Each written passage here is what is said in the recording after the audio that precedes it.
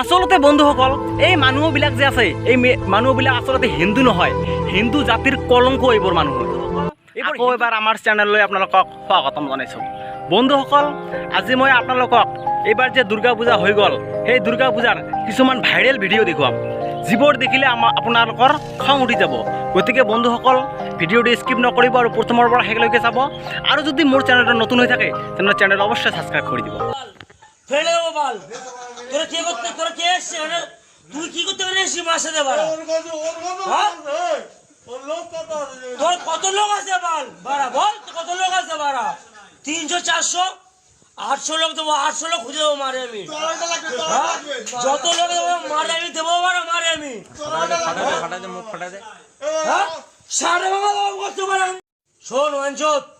বন্ধুসকল, আপোনালোকে যিটো ভিডিঅ' দেখিলে সেই ভিডিঅ'টো দেখি মোৰ ইমান খং উঠিছে, মানে ইমানেই মোৰ খং উঠিছে আৰু মানে ভাষা নাই যি।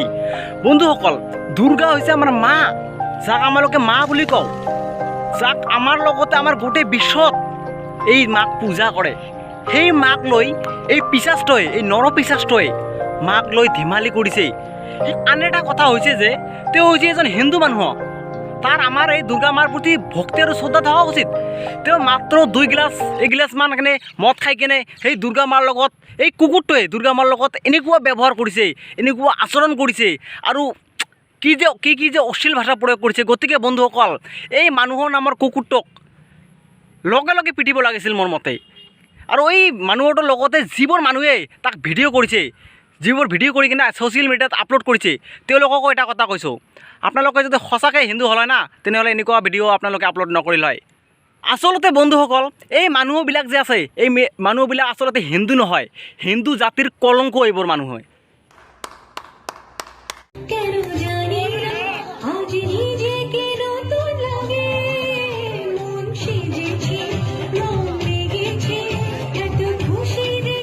বন্ধুসকল, এই ভিডিঅ'টো দেখাৰ পিছত মই যে এজন হিন্দু ধৰ্মৰ মানুহ সেই বুলি মই গৌৰৱ অনুভৱ কৰোঁ। কিয়নো বন্ধুসকল, তেওঁ বেলেগ জাতিৰ মানুহ হৈ কেনে আমাৰ দুৰ্গা মাৰ আগত নৃত্য পৰিৱেশন কৰিছে। বন্ধুসকল, চেলুট জনাইছোঁ, সেই মানুহজনক মই চেলুট জনাইছোঁ। সেই যে আচলতে যে কথাটো কয় যে আমাৰ ভাৰতবৰ্ষ হৈছে ধৰ্ম নিৰপেক্ষ, সেইটো সঁচাকৈ হয়, তাৰ প্ৰমাণ সেইটোৱেই। আৰু বন্ধুসকল, এনেকুৱা কিছুমান মানুহ আছে যিসকলে মুছলমানসকলক বেয়া পায় আৰু মুছলমানসকলক চোৰ ডকাইত মানে কি ধৰ্ম বুলি আখ্যা দিয়ে। বন্ধুসকল, আপোনালোকক মই এটা কথা কৈছোঁ, সকলো মুছলমানে সমান নহয়। যেনেদৰে সকলো হাতৰ আঙুলি সকলোবোৰ সমান নহয়, ঠিক তেনেদৰে সকলোবোৰ মুছলমান সমান নহয়। যদি বন্ধুসকল মোৰ এই কথাবিলাক ভাল লাগিছে, তেনেহ'লে মোৰ ভিডিঅ'টো অৱশ্যই লাইক কৰি দিব আৰু নতুন হৈ থাকিলে মোৰ চেনেলটো ছাবস্ক্ৰাইব কৰি দিব।